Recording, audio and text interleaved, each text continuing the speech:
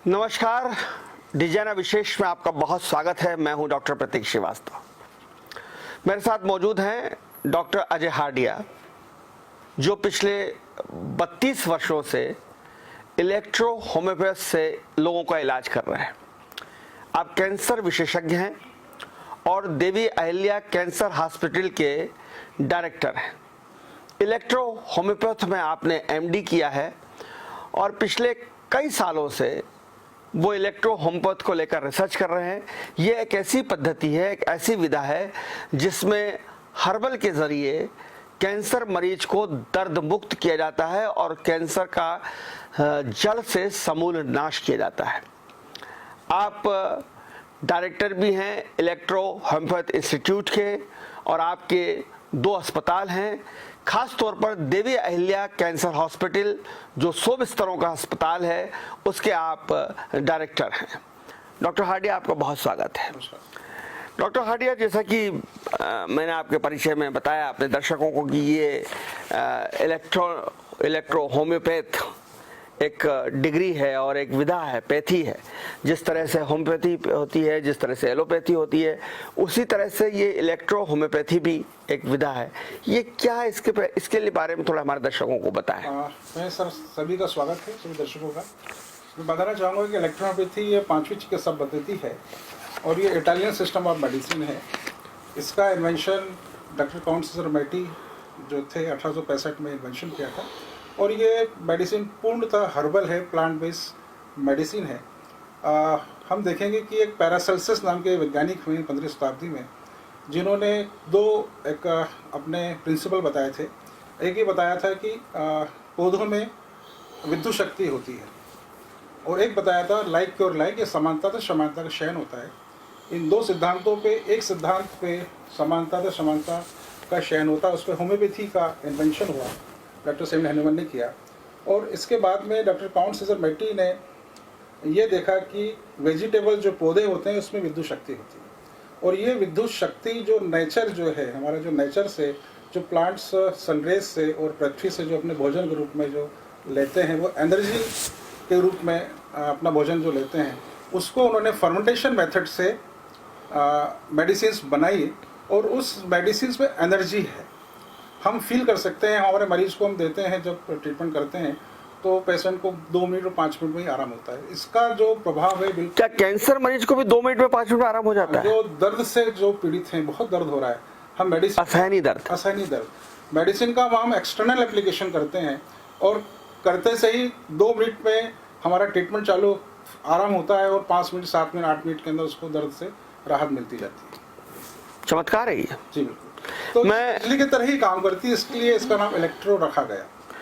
Doctor Hardia, सबसे पहले तो मैं आपके अस्पताल के बारे में जानना चाहता हूं कि जो आपका कैंसर हॉस्पिटल है, 100 बिस्तरों का बहुत लोकप्रिय हॉस्पिटल है, इसका शुभारंभ कब हुआ और इस अस्पताल में मरीजों के लिए क्या क्या सुविधाएं उपलब्ध हैं? देखिए, इसका जो शुभारंभ है, हमने 18 दिसंबर 2019 को इसका हमने शुभारंभ किया और हमारा एक हॉस्पिटल जो है पूर्ण रूप से एक एलोपैथी हॉस्पिटल है, जिसके अंदर सभी सुविधा मौजूद हैं। सभी हमारे पास इन्वेस्टिगेशन विंग है और हॉस्पिटल में आईसीयू है, एनआईसीयू है, सभी सुविधा उपलब्ध हैं।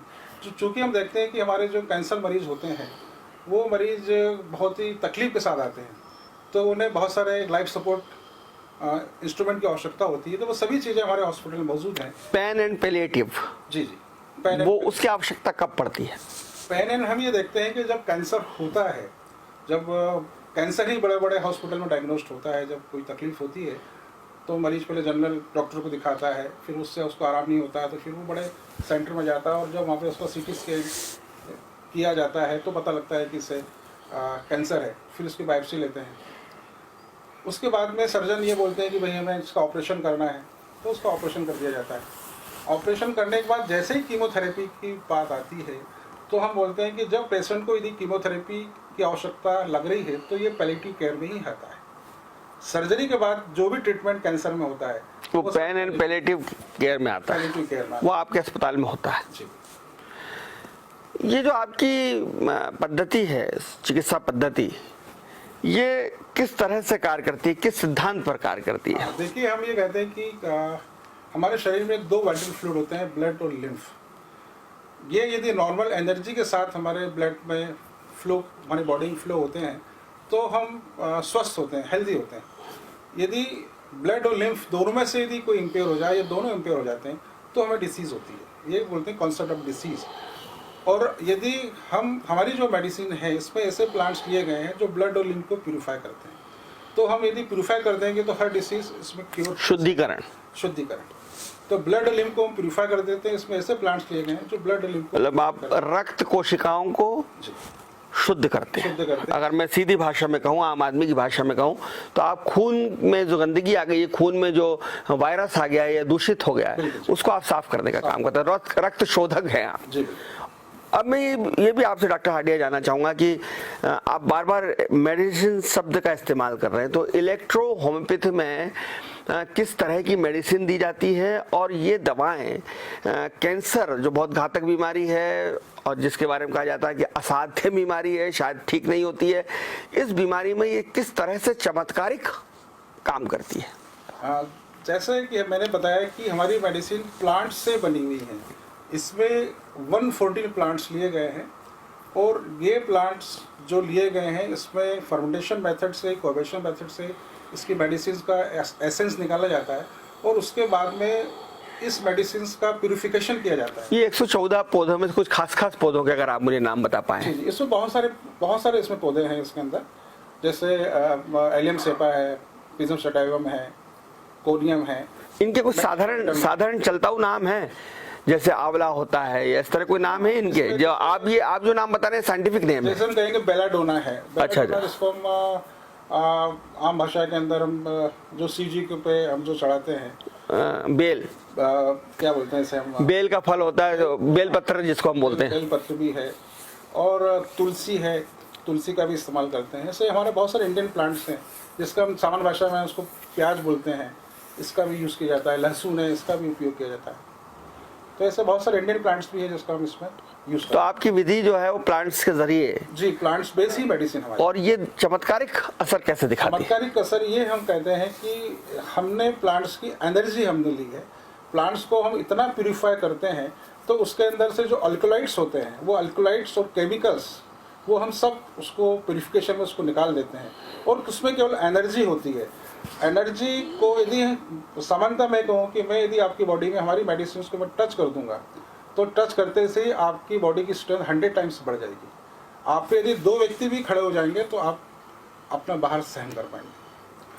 मैं जो आपसे चर्चा कर रहा हूँ, जितनी देर मेरी चर्चा हुई है 2-4-10 मिनट की, उसमें मुझे बात समझ में आ रही है कि आपका जोर, या आपकी जो पैथी है इलेक्ट्रो होम्योपैथी, उसका जोर है ऊर्जा, एनर्जी पर। जी बिल्कुल। क्या इसको आप प्रमाणित कर पाएंगे कि ये जो एनर्जी है, एनर्जी के लेवल को सुधार देने से कैंसर कैसे ठीक होता है? इसके लिए एक हमारे पास एक और है, हमारे पास ओरा इमेजिंग, एक स्कैन है, जिसको हम बोलते हैं कि हमारे शरीर के अंदर 7 चक्र होते हैं, और 7 चक्रों के अंदर एनर्जी का सर्कुलेशन होता है। बिल्कुल, ऊर्जा चक्र जिनको हम बोलते हैं। और ये जो 7 चक्र हैं, ये हमारे 7 ग्लैंड्स से, हमारे शरीर में 7 ग्लैंड्स होती हैं जी, उससे जुड़े हुए होते हैं। और जो 7 ग्लैंड्स होती है हमारे शरीर के जितने भी ऑर्गन्स हैं, सबको ये कंट्रोल करती है, उसको रेगुलेट करती है। तो इसमें जब एनर्जी का सर्कुलेशन कम हो जाता है या ब्लॉकेज ऑफ एनर्जी हो जाती है, तो हमें डिसीज होती है। हमारे पास जो एक मैंने बताया कि हमारे पास एक बायो इमेजिंग, एक एनर्जी, एक FDA अप्रूव्ड एक वो है, स्कैनर है, उसके द्वारा हम यदि आपकी एनर्जी का हम टेस्ट करते हैं, तो हम देखते हैं हमारे 7 चक्रों में से यदि किसी का 50% या उससे कम है, तो हम बता देंगे कि आप 6 महीने बाद फलानी बीमारी से, फलाने ऑर्गन से आप पीड़ित हो सकते हैं। पहले ही बता देते हैं, हम बता देंगे कि ये इस तरह की बीमारी को आपको आने की संभावना, आशंका है 6 महीने 8 महीने बाद आपको ये तरह की बीमारी। ये तो बहुत बड़ी उपलब्धि हो सकती है। ये आदमी को अगर 8 महीने पहले मालूम पड़ जाए कि उसके ऊपर उसको हार्ट अटैक आने वाला है, उसकी किडनी खराब होने वाली है, तब तो वो सब कुछ मैनेज कर सकता है। मैनेज कर सकते हैं पहले हम। इट्स ट्रेमेंडस। बिल्कुल, हम योगा करके या हमारे खान पान में परिवर्तन करके, एक्सरसाइज करके हम उस डिसीज से हम बचाव पहले ही हम कर सकते हैं। तो वो हमारे पास वो भी मौजूद है। और यदि हम ये कहेंगे कि हमने यदि आपका टेस्ट किया और टेस्ट करने के बाद हमने देखा कि आपका कोई चक्र वीक है और वो 40% बता रहा है, हमारी मेडिसिन जैसे ही हम आपकी बॉडी में टच करेंगे, आपको चक्र 40% वाला है वो 80% में पहुंच जाएगा। मेडिसिन का इफेक्ट, और आपके पास कोई मशीन है जिससे आपको ये मालूम पड़ जाए कि ये चक्र 80 में पहुंच गया? हाँ जी बिल्कुल बिल्कुल, वो आपको सामने ही हम बताएंगे आपको। वो मशीन है आपके जब पास? भी टॉक शो करेंगे तो मैं आपके साथ सामने वो मशीन लेकर बैठेंगे आप? हम आएंगे, आपको बताएंगे कैसे हम। मैं भी बहुत उत्सुकता से अपनी ऊर्जा जांचना और नापना चाहूँगा कि आखिर मैं ऊर्जावान हूँ तो कितना, और हूँ भी कि नहीं हूँ, ये भी मेरे जिज्ञासा का विषय होगा। लेकिन डॉक्टर हार्डिया, ये भी मैं जानना चाहता हूँ कि देखिए, कैंसर में 2 तरह की चीज़ें होती हैं। बहुत सारे कैंसर मरीजों से मेरा संबंध रहा है, मेरे परिवार में भी कैंसर से मौत हुई है। मैं उसको, दर्द को, उस पीड़ा को बहुत भली भांति समझता हूँ। मैं ये जानना चाहता हूँ कि कैंसर में एक मरीज तो तब आता है आपके पास जब वो 3rd स्टेज पर, 4th स्टेज पे पहुंच गया, या जिसको हम लास्ट स्टेज कहते हैं उस पर आ गया है, सब तरफ से हार के, दूसरी तमाम पेथियों से निराश होकर वो आपके पास आया है। तब आप क्या करते हैं? एक प्रश्न। दूसरा प्रश्न मेरा ये है कि कुछ लोग बहुत भाग्यशाली होते हैं, उनको शुरुआत में ही मालूम पड़ जाता है कि मुझे कैंसर है। अगर ऐसे लोग आपके पास आ जाए तो क्या होगा? बिल्कुल, आपने एक सही बात कही कि यदि अर्ली स्टेज में यदि कोई पेशेंट हमारे पास में आता है और वो बिना किसी चीर फाड़ के, ये हम कहें वो बिना बायोप्सी के आता है, मैं आपसे बता रहा हूँ सर कि जैसे ही कैंसर डिटेक्ट होता है, हमने सोनोग्राफी कराई, हमने CT स्कैन कराया, MRI कराई, और हमें पता लगा कि फलाने ऑर्गन्स में इसको कैंसर का ट्यूमर है या इसको वहाँ पे लीजन बना हुआ है, तो वहाँ पे डॉक्टर बोलते हैं कि हम पहले इसकी बायोप्सी करेंगे और बायोप्सी करने के बाद हम ट्रीटमेंट करेंगे। पेशेंट हम जब देखते हैं कि जब वो उसका MRI या CT स्कैन करते हैं, पेशेंट उस समय बहुत ज़्यादा तकलीफ नहीं होता है। जैसे ही उसकी बायोप्सी की जाती है, बायोप्सी करते से ही उसके 2 दिन 3 दिन 4 दिन बाद उसकी बॉडी में डिटॉर्शन शुरू हो जाता है। कैंसर का वो कीड़ा लगते से जो है वो फैल जाता है, जहर, जैसे जो उसके जो कैंसर सेल्स है वो पूरी बॉडी में स्प्रेड हो जाते हैं। हमारे शरीर में बहुत सारी लिम्फ नोड्स होती हैं और उस लिम्फ नोड्स में ही कैंसर होता है। तो जैसे ही हम लिम्फ नोड्स को वहाँ से पंचर करते हैं, वो हमारे शरीर के अंदर, पूरे शरीर के अंदर वो मेटास्टेसिस का रूप ले लेती है। तो हम जब उसकी, डॉक्टर बोलते हैं कि अब सर्जरी करना है, पेशेंट की सर्जरी कर देते हैं। सर्जरी के बाद बोलते हैं कि अब उसकी कीमोथेरेपी करना है, तो हम फिर बोलते हैं रेडिएशन करना है, इसलिए हमें करना है कि ये बीमारी आगे कुछ समय के लिए इसको रोक ले, तो हम रोकने का प्रयास करते हैं। क्या, एक सवाल मेरा ये बन रहा है, तो जैसे हमको ये मालूम पड़े कि ये कैंसर हो सकता है, तो हमको बायोप्सी नहीं करानी चाहिए? नहीं कराना चाहिए। मैं साफ तौर पे आपसे जानना चाहूँगा, बायोप्सी नहीं कराना चाहिए। और बायोप्सी ना, डॉक्टर जो, अगर हम उस पे जाएंगे, एलोपैथी जाएंगे, तो एलोपैथी वाला डॉक्टर तो कहेगा कि पहले बायोप्सी कराइए, दिस इज मेगलिनेट है कि नहीं है, ये कैंसर है कि नहीं है, ये भी तो जानना जरूरी है। हाँ। और आपका तर्क दूसरा है, आप कह रहे हैं कि बायोप्सी कराई तो फैल जाएगा। हम सर ये बोलते हैं कि हमारे पास जो इन्वेस्टिगेशन जो विंग है, हम जो CT स्कैन करते हैं, CT स्कैन हमारा 99% वो बता देता है कि ये कैंसरस नोड। तो फिर बायोप्सी करने की जरूरत क्या है? इलाज शुरू करिए। तो हमारे जो ऑन्कोलॉजिस्ट हैं वो बोलते हैं कि हम पहले कंफर्म करेंगे, और कंफर्म करने के बाद हमें कौन से कीमो का डोज लगेगा, इसलिए वो उसकी बायोप्सी, क्योंकि उनका प्रोटोकॉल ही यही है। लेकिन पर आपका कहना है कि इससे शरीर में कैंसर फैल जाता है। और हमारे पास ऐसे बहुत सारे मरीज आते हैं जो बोलते हैं कि हमने जैसे बायोप्सी करी वैसे ही हमें तकलीफ चालू हो गई। मैं ये जानना चाहता हूँ कि मान लीजिए आपके पास लेट आया बंदा, उसकी सर्जरी भी हो गई, उसकी कीमो भी हो गई, उसकी रेडिएशन भी हो गया, फिर आपके पास आए तो आप संभाल लेंगे, ठीक कर देंगे? मैक्सिमम पेशेंट हमारे पास, देखिए सर, हम ये कहते हैं कैंसर के अंदर मेटास्टेटिस कैंसर को हम ये नहीं बोल सकते ये ठीक हो सकता है, परंतु यदि उसका इम्यूनिटी लेवल और एनर्जी लेवल यदि अच्छा है, हम ये कहते हैं कि जब उसकी कीमोथेरेपी हो गई है, उसका रेडिएशन हो गया, तो उसकी बॉडी डिटॉर्टेड हो जाती है, उसका इम्यूनिटी लेवल बहुत कम हो जाता है, और कीमो के बाद ही कैंसरस पेशेंट को पेन चालू हो जाता है। और हमारे पास मैक्सिमम जो पेशेंट आ रहे हैं इस समय, वो मैक्सिमम पेशेंट हमारे पास 10 में से 9 पेशेंट है वो मेटास्टेटिस वाले आ रहे हैं। और वो जो पेशेंट आ रहे हैं बहुत तकलीफ में होते हैं, जो मॉर्फिन पे चल रहे हैं, पैथाडीन पे चल रहे हैं, तो उन पेशेंट को जब वो हमारे हॉस्पिटल में आते हैं तो उनकी एलोपैथी ड्रग पूरी बंद कर देते हैं और हमारी ही मेडिसिन हम चालू करते हैं।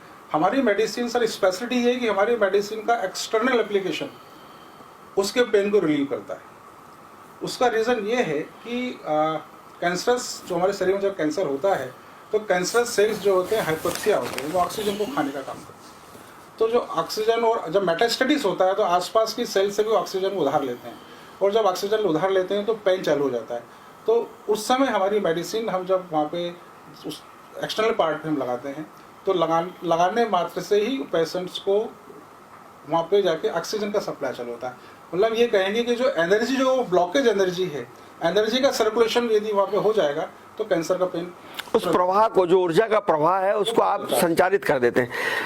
चलिए, एक सवाल मेरा ये भी, आपसे बात करते करते बहुत सारे सवाल दिमाग में और दिल में आ रहे हैं, क्योंकि बहुत ही रोचक विषय आपने उठाया है और पहली बार मुझे ये मालूम पड़ रहा है कि इलेक्ट्रो होम्योपैथी से, यानी ऊर्जा के संचार से भी कैंसर को ठीक किया जा सकता है। डॉक्टर हार्डिया, मैं ये जानना चाहता हूँ कि ये देखिए, कीमो, मैंने कहा जैसे कि मेरे परिवार में भी कैंसर के मरीज रहे हैं और हमने उनको खोया है कैंसर से। क्या जैसे कीमो में बहुत साइड इफेक्ट्स हैं, आपने भी कहा अभी कि आपका इम्यूनिटी लेवल बहुत कम हो जाता है। अभी भी हम बार बार, जब कोरोना चल रहा था तो कहा जा रहा था कैंसर के मरीज बहुत सावधान रहें, घर से बाहर ना निकलें, उनका इम्यूनिटी लेवल बहुत खराब है, कमजोर है। क्या ऐसे साइड इफेक्ट्स इलेक्ट्रो होम्योपैथी के भी होते हैं? नहीं सर, हमारी मेडिसिन में मैंने ये कहा, आपसे कहना चाहूँगा कि हमारी मेडिसिन यदि 1 साल के बच्चे को भी दे दी जाए, खिला दी जाए, पिला दी जाए, तो उसे कुछ नहीं होगा। और मैंने कहा कि यदि मैं आप एक स्वस्थ व्यक्ति की बॉडी में यदि वो मेडिसिन टच कर दूंगा तो टच करते से ही आपकी स्ट्रेंथ बढ़ जाएगी। मतलब मैं ये कहूँगा कि यदि नॉर्मली हम देखते हैं कि हमारे जो ऑक्सीजन के जो सेल्स होते हैं, ऑक्सीजन जो होता है वो फैला हुआ होता है ब्लड के अंदर, और हमारी मेडिसिन जैसे ही टच होती है तो वो एकदम से उसकी एनर्जी को आपकी बढ़ा देती है, बूस्टअप कर देती है एनर्जी को। तो जो इम्यूनिटी है, जिसको हम प्रतिरोधक क्षमता कहते हैं, रोग प्रतिरोधक क्षमता, जो पहले ही ऑलरेडी कम हो गई है कैंसर मरीज की कीमो के कारण या रेडिएशन के कारण, उसको आप जनरेट कर देते हैं। जनरेट करते हैं, वही करते हैं कि मैंने बताया कि जैसे 7 चक्र होते हैं। हमारी मेडिसिन का एक्सटर्नल एप्लीकेशन बहुत महत्वपूर्ण है। हम मेडिसिन का एक्सटर्नल एप्लीकेशन करते हैं और वो बॉडी एब्जॉर्ब करती है। हम देखते हैं कि हमारे जब कैंसर मरीज आते हैं तो हम जब उसको मेडिसिन अप्लाई करते हैं तो एक बार में 50-50 ml तक बॉडी उसकी एब्जॉर्ब कर लेती है। यदि वही मेडिसिन में यदि आपकी स्वस्थ व्यक्ति के हम उस पर लगाएंगे तो उस पर एब्जॉर्बेशन 5 ml भी नहीं हो पाएगा। सर, मैं ये भी एक मेरा सवाल है आपसे कि आपका जो देवी अहिल्या कैंसर हॉस्पिटल है, बड़ा नामी हॉस्पिटल है और मध्य भारत में इस इंदौर शहर के आसपास जो हमारे संभाग इंदौर उज्जैन संभाग में खासा लोकप्रिय है, वो इस कैंसर हॉस्पिटल में, जिसमें 100 बिस्तरों का आपका अस्पताल है, कितने प्रकार के कैंसर का इलाज होता है? क्या सारे कैंसर का इलाज वहाँ आपका हो जाता है? और मरीज जो आ रहे हैं उनको कितना लाभ इसका मिल पाता है? सर, हम ये कहेंगे कि कैंसर के हमने अलग अलग प्रकार बोल दिए हैं कि कैंसर यदि बोन में होता है तो हम इसको सार्कोमा बोल देते हैं, बोन कैंसर बोल देते हैं। लीवर में है तो हम लीवर कैंसर बोलते हैं। आहार नली का कैंसर हो जाता है, आहार नाल में है तो उसको इसोफेगस बोलते हैं। गले का कैंसर है तो फेरिंक्स बोलते हैं। टंग में है तो टंग कैंसर, गाल में है तो बकल म्यूकोसा उसको बोलते हैं। ये तम्बाकू खाते हैं, सिगरेट पीते हैं, इन लोगों को गाल में, टंग में बहुत होता है, ज़्यादा होता है। और बहुत ही हमारे यहाँ सर मैक्सिमम केसेस अभी इस समय बोलेंगे कि यदि 50 मरीज भर्ती हैं तो उसमें से 25 से 30 मरीज हमें गाल के और टंग कैंसर के मिलते हैं। मतलब तम्बाकू नहीं खाना चाहिए, सिगरेट नहीं पीना चाहिए। इतने विभत्स रूप है उनका कि हम देखेंगे। जी बिल्कुल, मैंने वो चित्र देखे हैं। उनकी जो टंग है वहाँ से ब्लड आ रहा है, उनका पूरा जो गाल है पूरा वो नेक्रोसिस उसमें हो गया है। जो वो रेडिएशन करा लेते हैं, रेडिएशन कई बार सर्जरी हम कराते हैं, सर्जरी के बाद में जो फ्लेप होता है 6 महीने में वो वापस निकल जाता है। हमने सर्जरी करा ली, थाई से हमने या चेस्ट से हमने ग्राफ्ट करके हमने वहाँ पे लगा दिया, फ्लेप बना दिया और वो 6 महीने साल। तो ये सारे इलाज आपके अस्पताल में हो जाए, सारे प्रकार, हर प्रकार का कैंसर का इलाज आपके अस्पताल में है? जी सारे। बोन मैरो कैंसर हो जाए, रीढ़ की हड्डी में हो जाए, पुरुषों को अंडकोश में प्रोस्टेट कैंसर हो जाता है, वो सब आप उसमें इलाज करते हैं। ब्लड कैंसर बताते हैं बहुत खतरनाक होता है।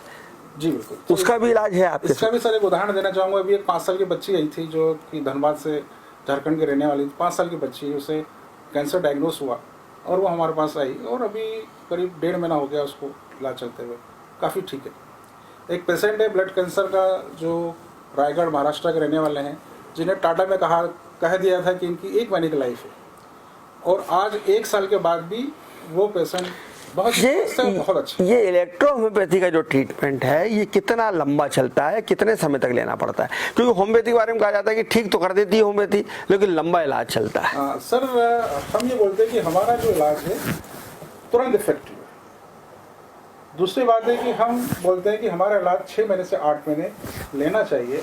हम ये कहते हैं कि 6 महीने और 8 महीने में ही कैंसर रोगी की लाइफ डिसाइड हो जाती है। जब हमारे पास आता है, हमारे पास सर ऐसे भी रिजल्ट हैं कि जो मेटास्टेटिस के केस हैं, मेरे पास ऐसे करीब 15 केसेस हैं जो मेटास्टेटिस के कैंसर ठीक हो गए। अमेजिंग है ये, कोई हमारा मॉडर्न साइंस तो मान ही नहीं सकता कि कैंसर मेटास्टेटिक ठीक हो सकता है। ये मेटास्टेटिक क्या होता है? मेटास्टेटिक से एक ऑर्गन से दूसरे ऑर्गन्स में कैंसर का फैल जाना, पूरे शरीर में फैल जाना। मतलब मुझे लीवर का कैंसर हुआ और मालूम पड़ा किडनी में चला गया, जी बिल्कुल, दैट इज कॉल्ड, है ना। तो ये भी इलेक्ट्रोहोम्योपैथी से ठीक हो जाता है। हो रहे हैं। ये तो एलोपैथी से ठीक होना बड़ा मुश्किल माना जाता है। तो कैंसर को तो हम लाइलाज ही मानते हैं। कैंसर जी, को हम जी। इसलिए हम बोलते हैं कि पेन एंड पैलिएटिव केयर हमने नाम रखा है, क्योंकि केवल पैलिएटिव केयर मीन्स हम उसकी लाइफ को हमें थोड़ा सा अच्छा हमें बनाना है, लाइफ स्टाइल उसकी ठीक करनी है, तकलीफें कम करनी है, यही पैलिएटिव केयर में होता है। डॉक्टर अजय, जिस मरीज को कैंसर होता है उसकी तो मनोदशा क्या होती होगी भगवान ही जाने। जैसे ही आपको ये पता चलता है कि आपको कैंसर हो गया, मैं समझता हूँ 60-70% तो आप उसी दिन मर जाते हैं, घबराहट में, डर में, और आपको लगता है कि अब क्या होगा, अब तो मैं बच ही नहीं पाऊंगा ना, इस कैंसर तो मुझे मार के ही मानेगा। तो वो घबराहट, वो डिप्रेशन, और जो परिजन है, जब हमको मालूम पड़ा हमारे परिवार में कि कैंसर है तो हमने कहा अब तो गए। तो क्या ऐसे अवसर पर कोई काउंसलिंग, कोई मनोचिकित्सा की जरूरत पड़ती है? बहुत ही, और उसका क्या इंपॉर्टेंस है? बहुत ही ज़्यादा आवश्यकता है इसकी काउंसलिंग की, क्योंकि कैंसर की बीमारी एक भय पैदा करने वाली है, और जैसे ही भय पैदा होता है वैसे ही हमारा कहते हैं ना कि जैसे हम बोलते हैं कोविड, मतलब कोविड हो गया तो एकदम से ऑक्सीजन लेवल कम हो जाता है। मतलब मन के हारे हार है, मन के हारे, तो हमें मन के जीते जीत। तो कैंसर मरीज के अंदर भी यही है कि उसका मोटिवेशन होना चाहिए, उसमें जीने की तमन्ना होना चाहिए। कई बार हम देखते हैं कि मरीज, हमारा जो कैंसर वाला मरीज होता है, पेन और उसके कारण उसे लगता है कि वो उसको जीना मुश्किल है। सर अभी एक आपको मैं एक हाल का एक किस्सा सुनाता हूँ। अभी एक पेशेंट एडमिट हैं जो दिल्ली से आए हुए हैं, इन्हें गॉल ब्लैडर और लीवर कैंसर उनको हुआ है, और जनवरी से मई के बीच उनको 30 कीमोथेरेपी हुई, फिर मई से अक्टूबर तक उनको 26 रेडिएशन हुए, और अक्टूबर से लेके फरवरी तक फिर उनको कीमोथेरेपी हुई। इसके बाद उनको अनबेरेबल पेन है, दोबारा से फिर उन्होंने कीमो लिया, और अब डॉक्टर ने बोला कीमो नहीं ले सकते हैं। वो 6 इंजेक्शन लगाते हैं आईवी के अंदर मॉर्फिन के, और अनबेरेबल पेन है। उन्होंने हमारे बारे में उन्हें पता लगा, उन्होंने हमसे बोला, हमने कहा कि आपको हॉस्पिटलाइज हम करेंगे तो ही हम इलाज कर पाएंगे। वो हमारे पास आए हैं, आज 5वां दिन है, और 24 आवर्स में उनका जो पेन है 70% रिलीव हुआ, और आज की तारीख में पेशेंट बिल्कुल सेटल्ड है, और उसमें जीने की दोबारा। सर ये इतना कैंसर क्यों बढ़ रहा है? सर लगातार केसेस बढ़ रहे हैं। कैंसर बढ़ने का मुख्य कारण ये है कि आप और हम सब जानते हैं सर कि हम लोग पेस्टिसाइड का उपयोग, हम खाने में ये रासायनिक जो हम जो खाना खा रहे हैं इसमें जो कीटनाशक दवाइयां हैं, खाद हैं, ये बड़ा कारण है। ये सबसे बड़ा कारण है। पोल्यूशन सबसे बड़ा कारण है। हमारे शहरों के अंदर इतनी सारी, ये सिगरेट है, तंबाकू है, शराब है, ये कारण है। यही एक हमें, तो हमें मतलब जैविक भोजन की तरफ जाना पड़ेगा, हमको पुरानी तरफ अपनी दिशा में लौटना पड़ेगा। ये हम जो प्रगति और भौतिकता इसको आगे की बात करते हैं, उस जगह हमें पीछे की तरफ जाना पड़ेगा, जब हमारे पूर्वज हल से खेती करा करते थे और गोबर की खाद डाला करते थे। आप कहेंगे सर कि हम यदि 90 के दशक की बात करें, 1990 के दशक में कैंसर कहाँ इतना होता था? जी बिल्कुल सही है। 2010 में भी नहीं था, परंतु 2010 के बाद से एकदम से कैंसर के रोगी बढ़ना चालू। क्या कैंसर को रोकने के लिए आपकी जो डेली रूटीन है, दैनिक दिनचर्या, उसमें कोई परिवर्तन करके आप कैंसर को रोक सकते हैं? देखिए, कैंसर से रोकने के लिए देखो, कैंसर ऐसा होता है कि कोई उसकी पर्टिकुलर उसकी कोई काज नहीं है कि कैंसर क्यों हो रहा है। कैंसर के बहुत सारे कारण हो सकते हैं। क्यों बोलते हैं कि जो लोग स्मोकिंग करते हैं, तंबाकू खा रहे हैं, वो इसमें डेंजर जोन में है, परंतु जो लोग नहीं खा रहे हैं उन्हें भी एक हो सकता है। बिल्कुल, मैं ऐसे कई लोगों को जानता हूँ जिन्होंने पूरी जिंदगी सुपारी का एक दाना नहीं खाया, पान नहीं खाया, गुटखा नहीं खाया, सिगरेट नहीं पी, शराब नहीं पी, और उनको कैंसर हो गया। तो ऐसा क्यों होता है?